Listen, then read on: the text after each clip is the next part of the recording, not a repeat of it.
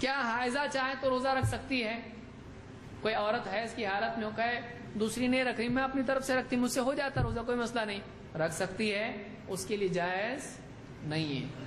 حیض کی حالت میں اور نفاس کی حالت میں روزہ نہیں ہوتا ہے، چاہے تو بھی نہیں ہوتا ہے کہ میں اپنے دل سے رکھنا چاہتی، نہیں اللہ نے معاف کیا میں تو رکھ رہی ہوں، نہیں رکھ سکتی ہے۔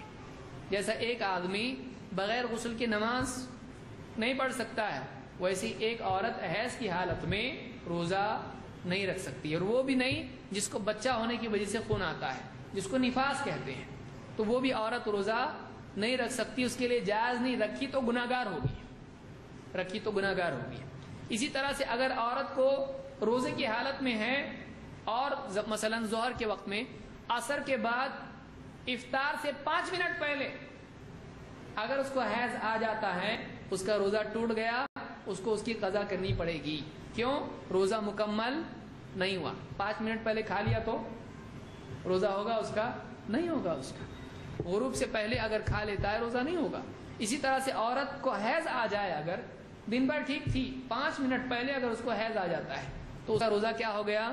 ٹوٹ گیا۔ وہ بولی سکتی اتنا دن بھر میں 3 روزے سے 5 منٹ سے کیا ہوتا؟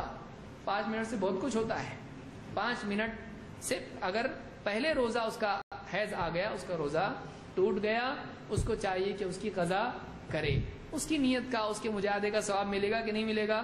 ملے گا، ڈرنے کی کوئی بات نہیں، لیکن پھر روزہ رکھنا پڑے گا، اور ایک موقع اللہ کی طرف سے ہے۔ اللہ کے نبی صلی اللہ علیہ وسلم نے فرمایا الیس اذا حاضت لم تصلی ولم تصم فذلک نقصان دینها۔ حائضہ عورت کے بارے میں آپ نے فرمایا، عورت کے بارے میں فرمایا کیا ایسا نہیں ہے کہ عورت کو جب حیض آتا ہے تو نہ وہ نماز پڑھ سکتی ہے نہ روزہ رکھ سکتی ہے؟ یہی تو اس کے دین کا نقصان ہے، یہی تو اس کے دین کی کمی ہے۔